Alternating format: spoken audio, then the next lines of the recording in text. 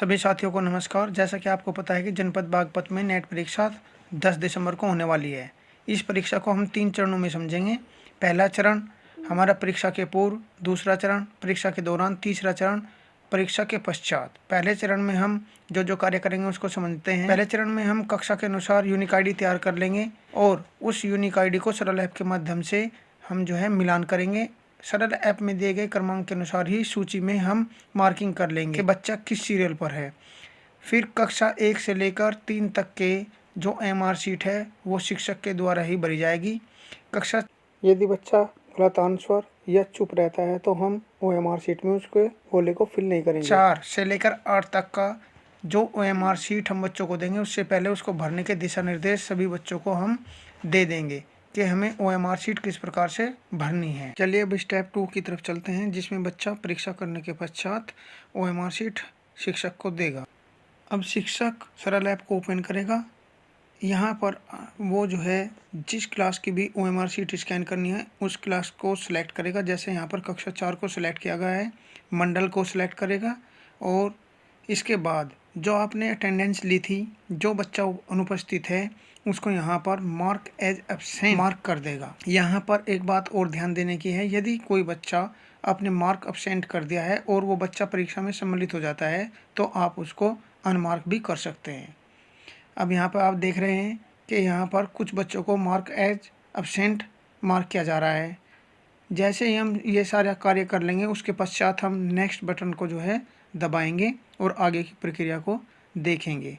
यहाँ पर अभी आप देख रहे हैं कि मार्क एज एब्सेंट यानी कि यहाँ पर 18 बच्चों का नामांकन था, उसमें से 9 बच्चे एब्सेंट थे। ये प्रक्रिया की जा रही है। जैसे ही यह प्रक्रिया कंप्लीट हो जाएगी तो हम नेक्स्ट का बटन दबाकर आगे की प्रक्रिया को समझने का प्रयास करेंगे कि आगे हमें क्या करना है। ये सारा कार्य हमें ओएमआर शीट स्कैन करने से पहले ही कर लेना है। जैसे ही हम ये सारा कार्य पूरा कर लेते हैं, आपने देखा कि इसकी स्क्रीन पर 18 में से 9 बच्चे एब्सेंट दिखाए जा रहे हैं। अब आप कंटिन्यू स्कैन का बटन दबाएंगे और स्कैन बटन को प्रेस करके स्कैनिंग शुरू कर देंगे। जैसे ही ओएमआर शीट के ऊपर आप लैंडस्केप में कैमरा लाएंगे, चारों तरफ को एक ग्रीन सा सर्कल बन जाएगा और स्कैन होते ही आपके सामने इस तरह की स्क्रीन आएगी। अब आप यहाँ पे देखेंगे कि स्टूडेंट आईडी लिखी आ रही है, लेकिन यहाँ पर बच्चे का नाम नहीं है, क्योंकि यहाँ पर स्कैनिंग के दौरान आईडी यूनिक आईडी गलत स्कैन की गई है। अब हम यूनिक आईडी को सही करेंगे और यहाँ पर मार्क्स भी हमारे गलत हैं। ये यहाँ पर हम 1 और 0 डिजिट में ही मार्क्स को फिल करेंगे, उसी के पश्चात हमारा ये डाटा लेगा। अब यहाँ पर जो हमारे मार्क्स सही थे उसको हम देख रहे हैं, यदि वो गलत है तो आप चेंज कर सकते हैं और नेक्स्ट बटन दबाकर अगले बच्चे पर हम जाकर उसका भी डाटा चेक करेंगे। यहाँ पर देखिएगा यूनिक आईडी हमारी गलत फीड हुई है। अब हम यहाँ पर चेंज करेंगे। जैसे ही सही यूनिक आईडी यहाँ पर फिल हो जाएगी तो बच्चे का नाम भी शो होने लगेगा। अभी आप देखना, यहाँ पर स्टूडेंट आईडी दिख रहा है। ये आईडी जब हम चेंज करेंगे ऊपर बच्चे का नाम शो होने लगेगा। आप देखिएगा, ये देखिएगा साहिल सन अशोक कुमार, ये बच्चे की यूनिक आईडी सही होते ही हमारा डाटा सोने लगा। इस प्रकार से हम कक्षा 1 से लेकर 3 तक का सभी बच्चों की शीट स्कैन करने के पश्चात में उसका डाटा अच्छी प्रकार से जांच लेंगे कि उसके ऑप्शन भी ठीक हैं, यूनिक आईडी ठीक हैं। उसके बाद में हम नेक्स्ट करते हुए जैसे ही 8 शीट को स्कैन यानी कि मैच कर लेंगे, उसके बाद हम लास्ट में सबमिट का ऑप्शन दबाएंगे।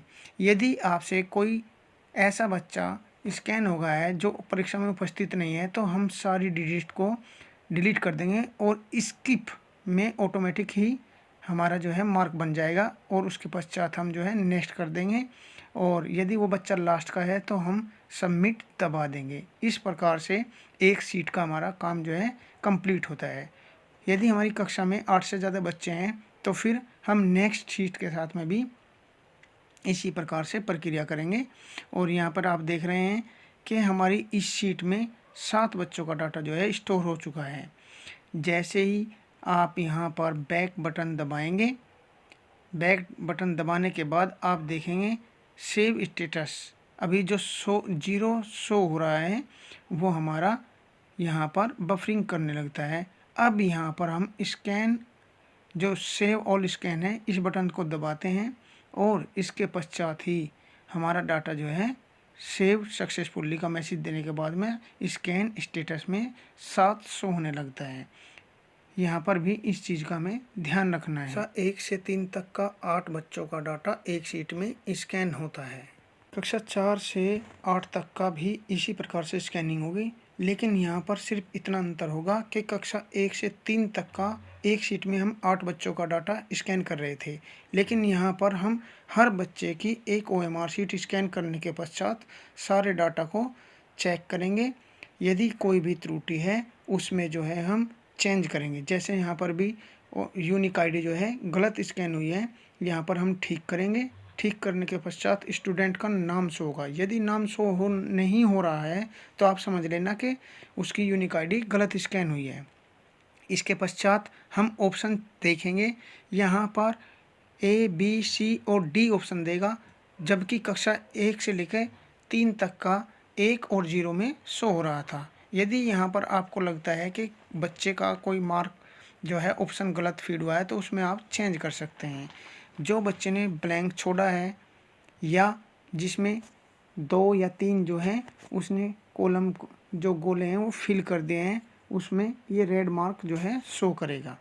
जैसे ही हम इसको कंप्लीट कर लेंगे उसके पश्चात हम सबमिट का ऑप्शन दबाएंगे और यहाँ पे देखेंगे कि सेव स्कैन जो स्टेटस है वो हमारा 1 है। इसके पश्चात हम स्कैन दोबारा से दबाएंगे, अगली शीट को हम स्कैन करेंगे। स्कैनिंग के दौरान आपको ध्यान रखना है इसके नीचे कोई और शीट या आपका अंगूठा, पेन, कोई भी और चीज़ नहीं होनी चाहिए। यहाँ पर भी हम जो है यूनिक ID फीड करेंगे, क्योंकि जो बरेली मंडल में एग्ज़ाम हुआ था वहाँ पर यूनिक ID ज़्यादातर फीड करनी पड़ रही थी, अच्छी तरीके से स्कैन नहीं हो पा रहा था।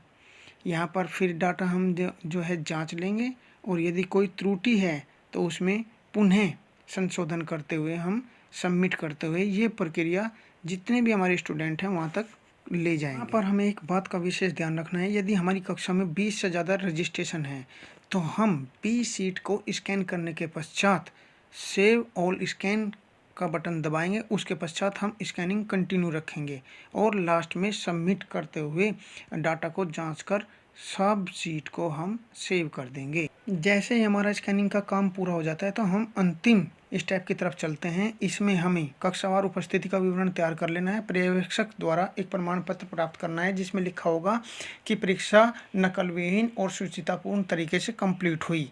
इसके पश्चात OMR शीट को एक लिफाफे में बंद करके BRC पर जमा कराना है।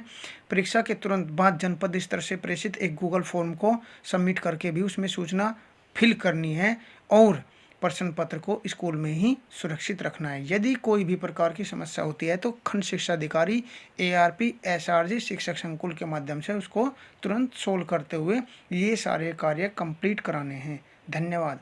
SRG टीम बागपत आपकी सहायता हेतु हर समय तैयार है। धन्यवाद।